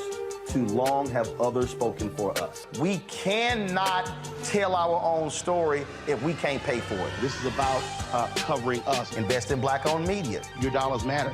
We don't have to keep asking them to cover our stuff. So please support us in what we do, folks. We want to hit 2,000 people, $50 this month, raise $100,000. We're behind $100,000, so we want to hit that. Y'all money makes this possible. Check some money orders. Go to P.O. Box 57196, Washington, D.C. 20037-0196. The Cash App is $RM Unfiltered. PayPal is R Martin Unfiltered. Venmo is RM Unfiltered. Zelle is Roland at RolandSMartin.com. On the next, A Balanced Life with me, Dr. Jackie, Re-Entry Anxiety. A lot of us are having trouble transitioning in this post-pandemic society and don't even realize it. We are literally stuck between two worlds, in purgatory. How to get out of purgatory and regain your footing and balance. What emotions they're feeling and being able to label them, because as soon as you label an emotion, it's easier to self-regulate. It's easier to manage that emotion. The next, A Balanced Life on Black Star Network. Hello, I'm Bishop T.D. Hi, y'all doing? It's your favorite funny girl, Amanda Seals. Hi, I'm Anthony Brown from Anthony Brown and Group Therapy. What up, Lana Well, and you are watching Roland Martin Unfiltered.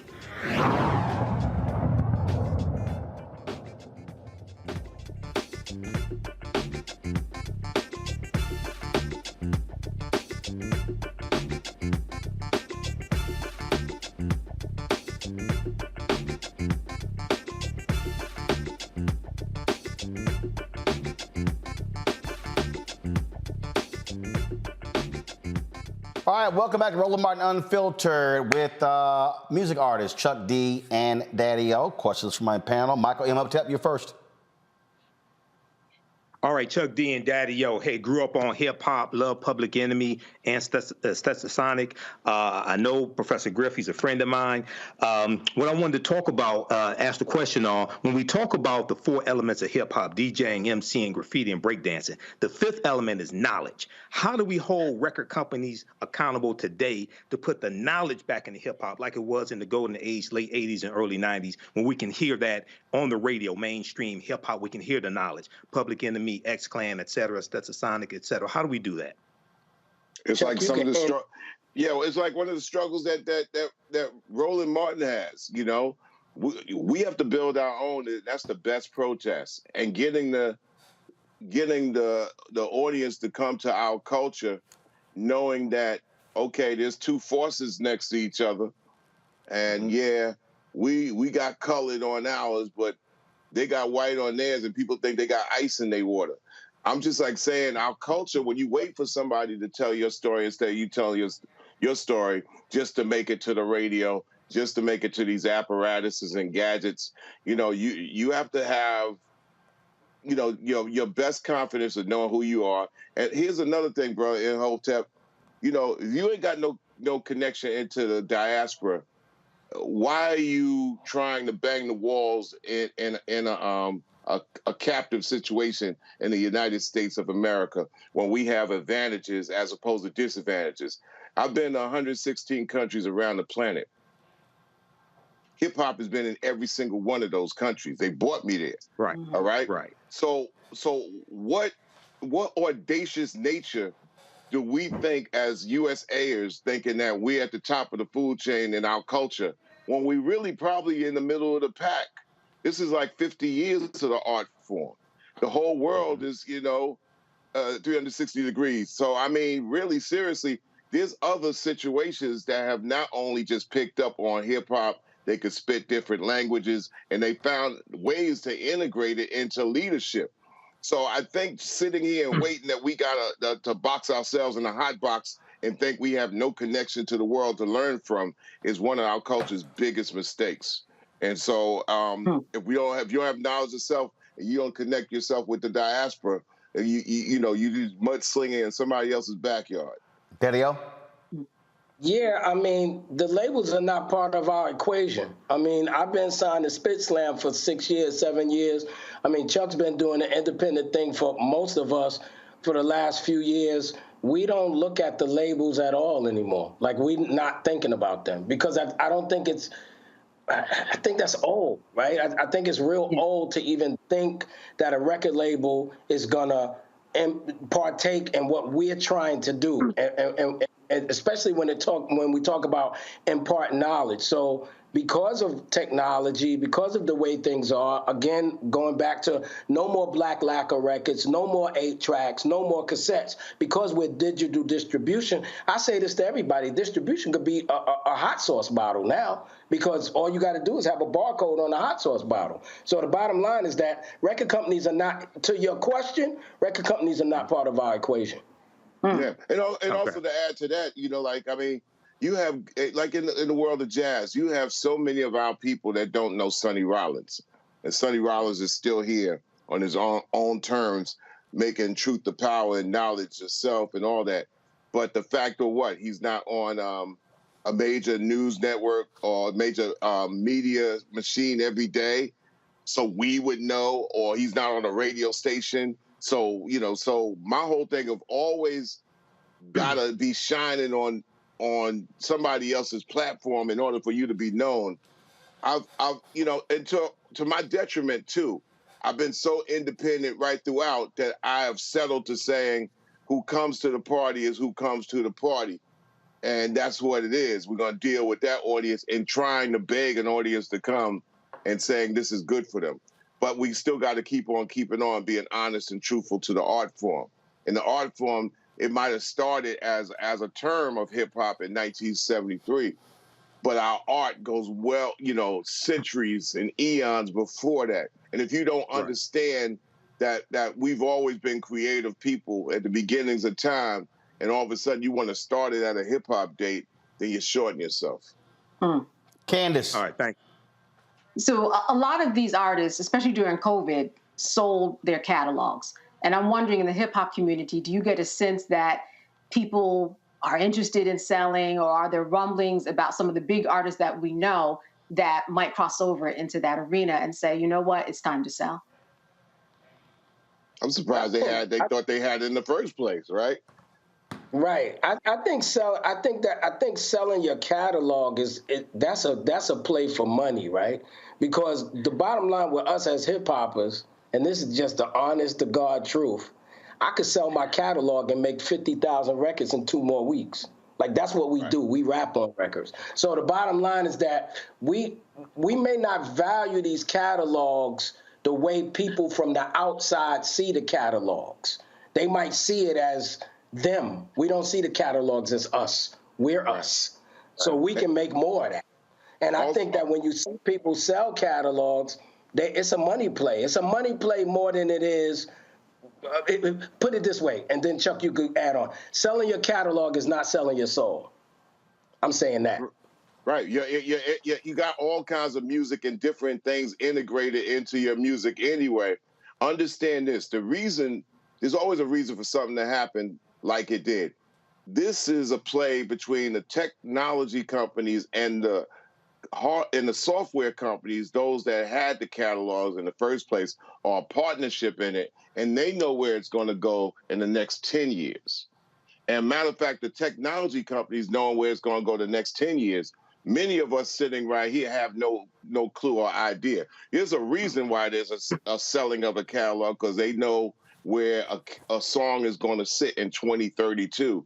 And we might not know how they're all lined it up, because a lot of the tech companies are in partnership or now owning the software. So this is where, like Daddy O said, yeah, it's a money play, but you got to really know what this game is in order for you to play that game, or you will get played. So, it's almost like housing.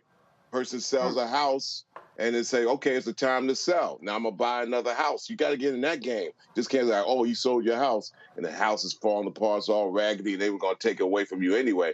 You got to really seriously know who you are and what you have. And then, if you sell a catalog, it's like, okay, is that the end of your lifespan? Is that the end of what you're going to pass along? Being in the music game is that you're a perpetual creator. You're always creating things for somebody. Me, I sold some song rights, but at the same time, I'm also in the tech game creating an app that's going to probably have, maybe 150 catalogs thread through it. But, we as a people are like almost in 5th grade. We love the music. We love our artists, but we know nothing about the industry that delivers to us. Same thing like being a ball fan. Like, oh, I love my sports teams, but we're nowhere into understanding the mechanics of why you're checking out a game in the first place, although the athlete comes from your neighborhood, but the game is created for somewhere else. So knowledge of the game is very important. In sports, we can't leave it all up to ESPN to teach us everything, but they do a better job of teaching sports than anything teaches us about music. And my good brother Daddy-O he's called Professor Daddy-O for a reason. I looked at him as being a person that's taught me, and he's like really a modern day griot of hip hop and rap music. And our respect goes back like 40 years in understanding the seed of this genre. And when we actually hear something being said about it from left field, we look at it side eye and examine it and say, you know what? They needed a more scholarly answer that had a little street to it that really would make people understand. Matt? So my question is about the initiatives and how you brothers are populating, the projects that you come up with.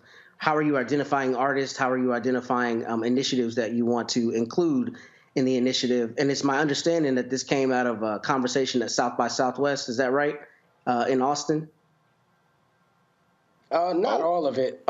We've been talking about this for quite a few years. If you're talking about stop self-destruction, we've been talking about this for quite a few years. One of the things that we noticed is that as we move into the political arena and some of the cultural arena of Black folks, the troubles, the issues, music has become less and less a part of that, right? So in the first self-destruction, we talked about violence, and that was the focus. Somebody got killed.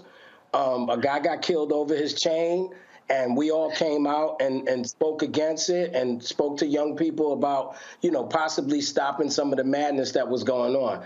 This time around, like I say often, we never thought we would be hearing the words hip-hop and suicide in the same sentence, hip-hop and fentanyl in the same sentence. But we have it, right? I mean, even, I guess 2 days ago, it came out that, the cause of death for Coolio was fentanyl. So we aim to address all of these ills on this next project. How we identify artists is just based on what they talk about. So I always give the way we want to thread it, right? So I give the scenario of you take a guy like Moneybagg Yo from Memphis, you make a record called Where Did All My Money Go? And then you lock him into somebody that's doing financial literacy. Because what we want to do with this, the identification for us this time is identifying with the people that do the real work, which is why we are unfiltered anyway, because Roland gonna blow us up, right?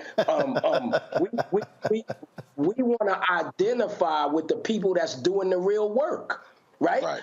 We want to know who's feeding the soup kitchens. We want to know who's stopping them. Look, Tyrone Williams of Cold Chillin' has a program in New York where he has 100% graduation rate for felons.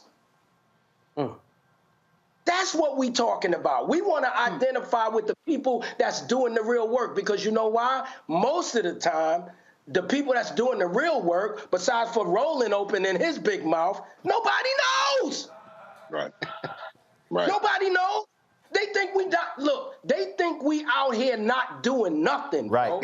Right. And so what's happening. Listen to me, man. Listen to me. I've been rapping since '79. I'm 62 years old, bro. So I'm around my age group all the time.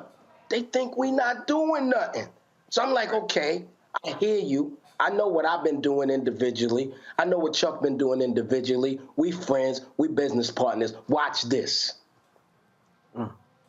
And Chuck, to that point, the reality is why the media is important. First of all, you take the music, it's about messaging, but also if you do not have that media platform, to Daddy-O's point, folks, it's like a tree falling in the forest, which is why, again, I keep trying to tell our people, we can't keep begging, oh my goodness, I hope, perfect example, okay?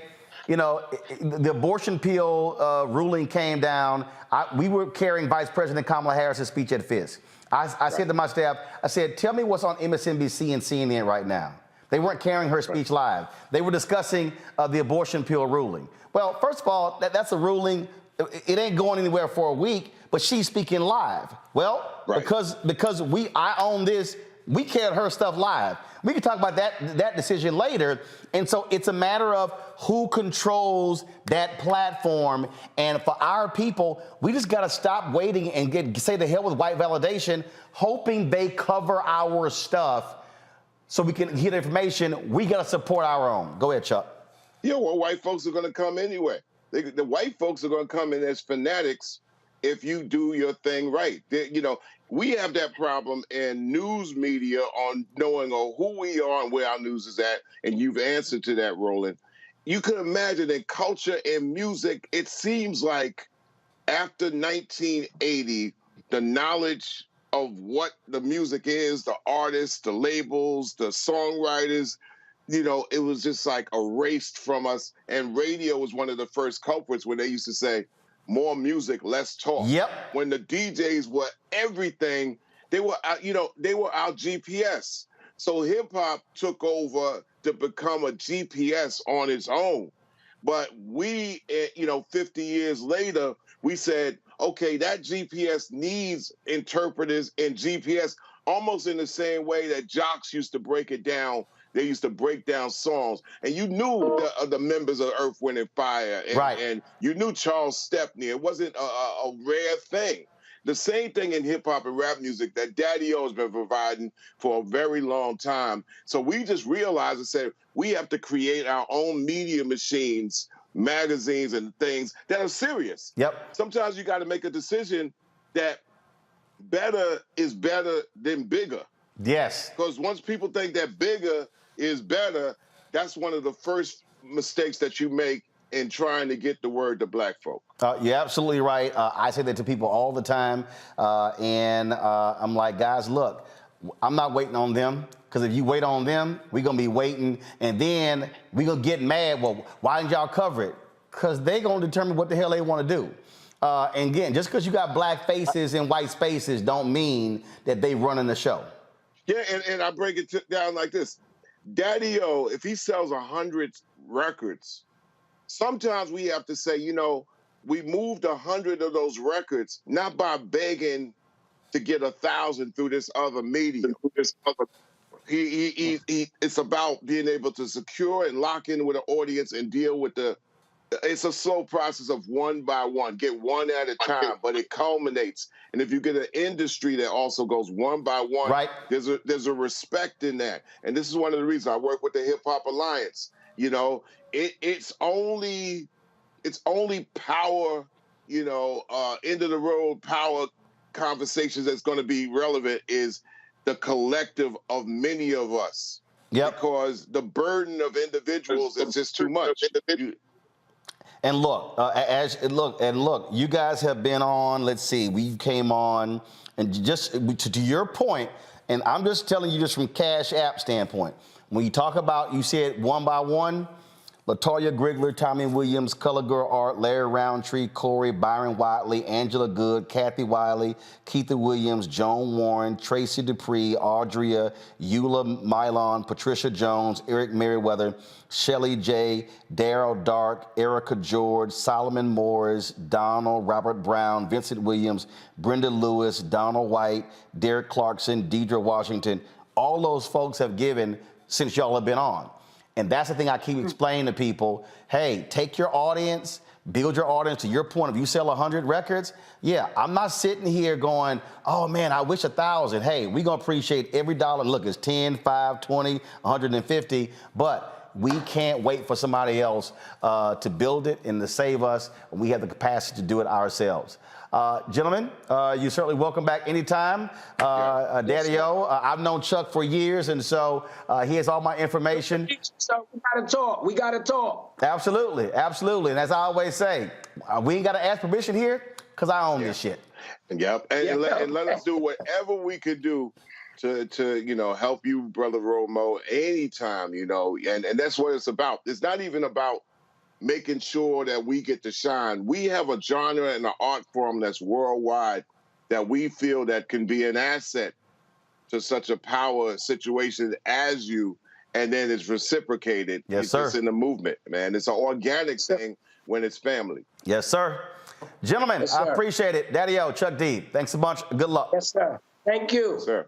All right, folks, going to a quick break. We come back, we'll talk with the mother of Ronald Green, get an update on that case. You're watching Roland Martin Unfiltered on the Black Star Network. Oh, and by the way, Candace says, I didn't have it. If you pull the video again, curlprep.com. If you use the promo code Roland, you get a 30% discount using the promo code Roland, lowercase ROLAND. Again, go to curlprep.com, curlprep.com, promo code Roland, 30% discount. Back in a moment.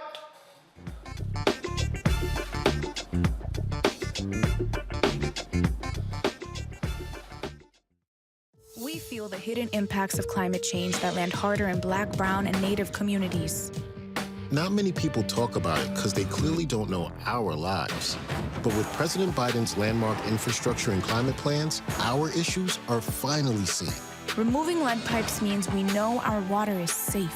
Cutting carbon pollution helps our kids breathe easier. 1.5 million new jobs means stable work in communities.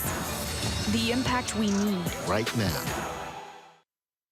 On the next Get Wealthy with me, Deborah Owens, America's Wealth Coach, we're talking about the difficulty of being able to acquire wealth for Black Americans. My guest, Emily Flitter, is the author of The White Wall, How Big Finance is Bankrupting Black Americans. The bad stuff that you feel when you're dealing with the financial services industry is not your fault. It's not your fault, and you don't deserve to be treated like this. That's right here on Get Wealthy, only on Black Star Network.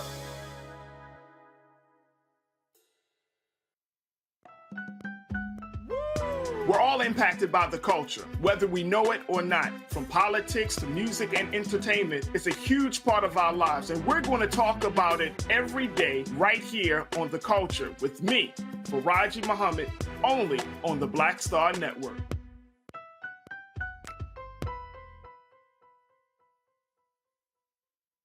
hatred on the streets, a horrific scene, a white nationalist rally that descended into deadly violence. White people are losing their damn minds.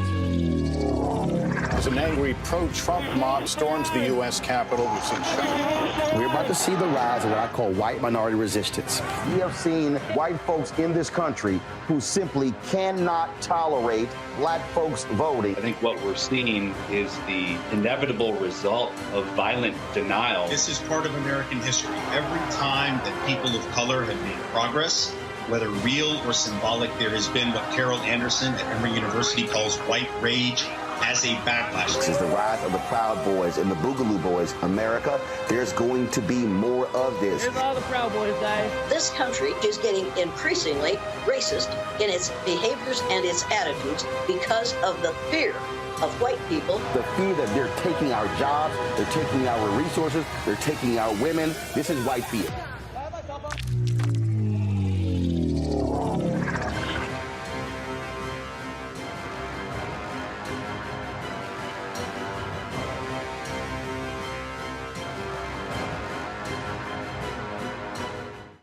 Hi, I'm Vivian Green. Hi, I'm Wendell Pierce, actor and author of The Wind in the Reeds. Hey, yo, Peace World, what's going on? It's the Love King of R&B, Raheem Devon, and you're watching Roland Martin, Unfiltered.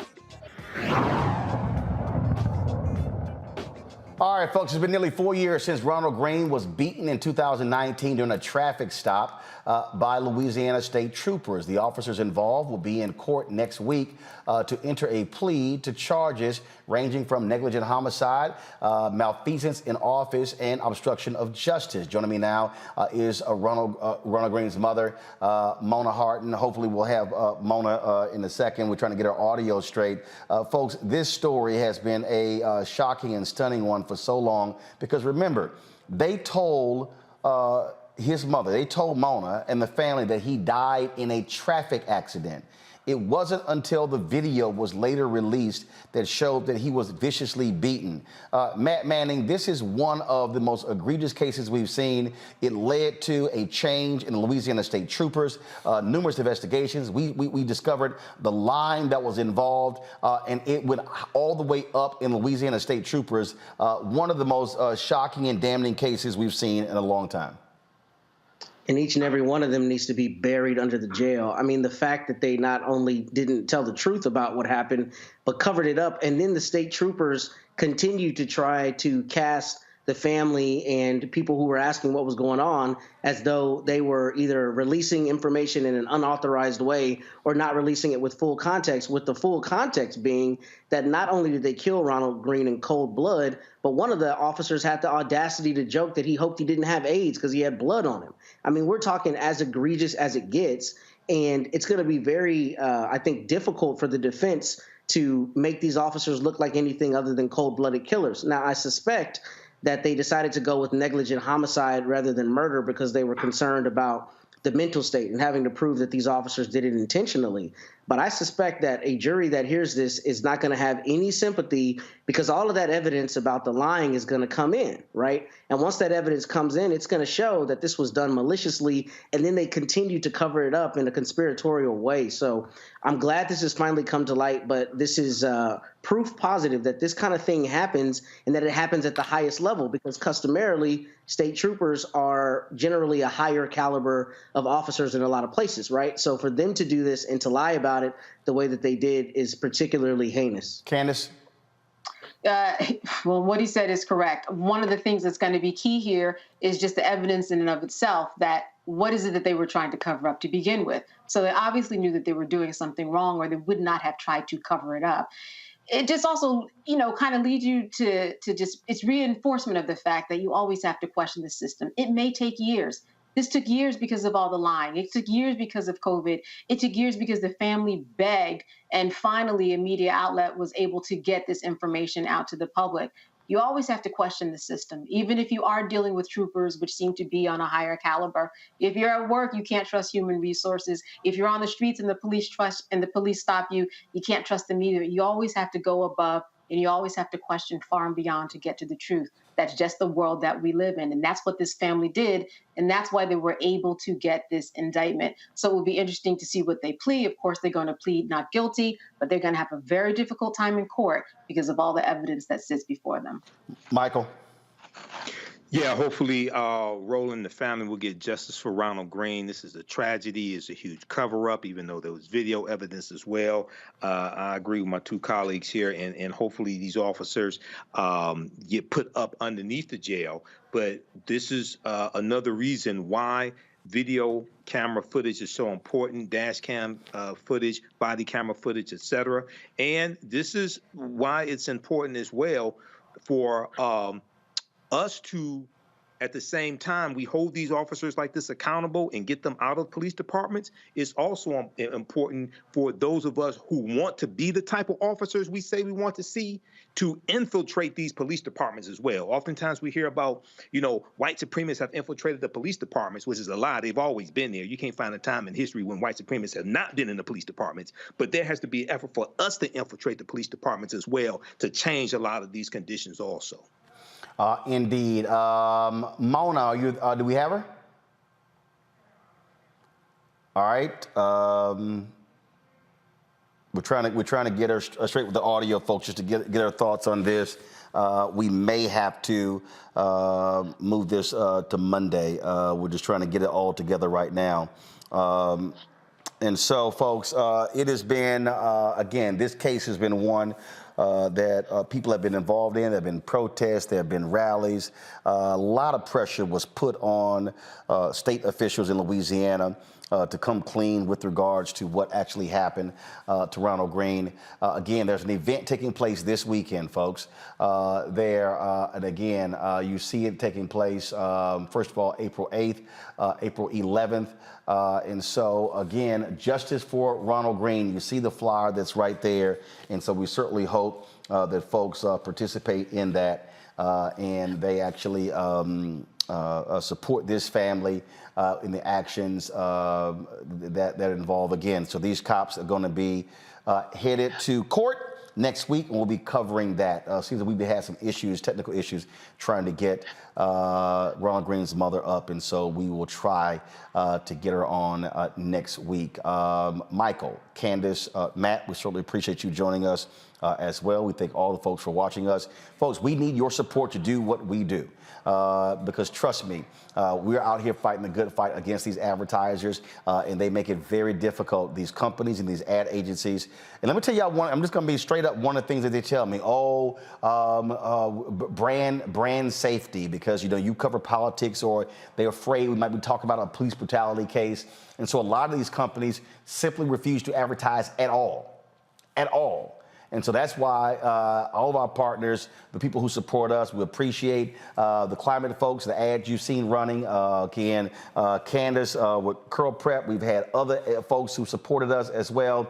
But again, your resources matter, and I can't implore you enough. When I say, and trust me, it is critically important for us to have those 20,000 donors contributing at least $50. Some people give more, some people give less, because again, that $1 million, folks, allows for us to do what we do. I told you alone, the Black Star Network alone, in terms of those shows, our app, and again, the streaming, that alone is $750,000 annually. That's not even counting this show.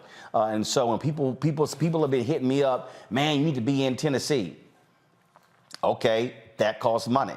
Okay, flying staff, crews, hotels, all those different things. And understand, Fox News, they do $1.5 billion profit a year. CNN, $1 billion profit. I didn't say revenue, that's profit. And so that's what we're competing against in terms of being able to get the information out. And like I say, we do the best that we can with what we have, but your resources are actually critically important. So please, check in money orders, P.O. Box 57196, Washington, D.C., 20037-0196. Cash App, $RM Unfiltered. PayPal is R Martin Unfiltered. Venmo is RM Unfiltered. Zelle is Roland at RolandSMartin.com. Roland at RolandMartinUnfiltered.com. We appreciate it. Thank you so very much, folks. I will see you on Monday right here. It's Good Friday. Have a great Resurrection Sunday. Y'all be well. Holla!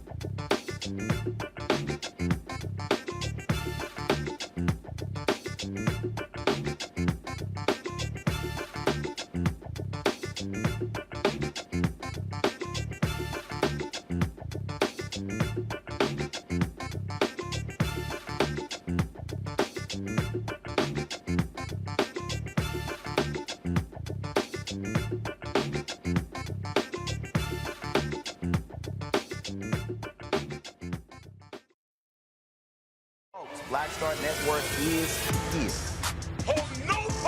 I'm real revolutionary right now. Support this man, Black Media. He makes sure that our stories are told. Thank you for being the voice of Black America, Roland. Stay black. I love y'all. All momentum we have now, we have to keep this going. The video looks phenomenal. See, there's a difference between Black Star Network and Black-owned media and something like CNN. You can't be Black-owned media and be scared. It's time to be smart. Bring your eyeballs home. You dig? Pull up a chair. Take your seat. The Black Tape with me, Dr. Greg Carr, here on the Black Star Network. Every week, we'll take a deeper dive into the world we're living in. Join the conversation only on the Black Star Network. Hi, I'm Dr. Jackie Hood Martin, and I have a question for you. Ever feel as if your life is teetering and the weight and pressure of the world is consistently on your shoulders? Well, let me tell you, living a balanced life isn't easy. Join me each Tuesday on Black Star Network for A Balanced Life with Dr. Jackie. We're all impacted by the culture, whether we know it or not. From politics to music and entertainment, it's a huge part of our lives, and we're going to talk about it every day right here on The Culture with me, Faraji Muhammad, only on the Black Star Network. I'm Deborah Owens, America's Wealth Coach, and my new show, Get Wealthy, focuses on the things that your financial advisor and bank isn't telling you, but you absolutely need to know. So watch Get Wealthy on the Black Star Network.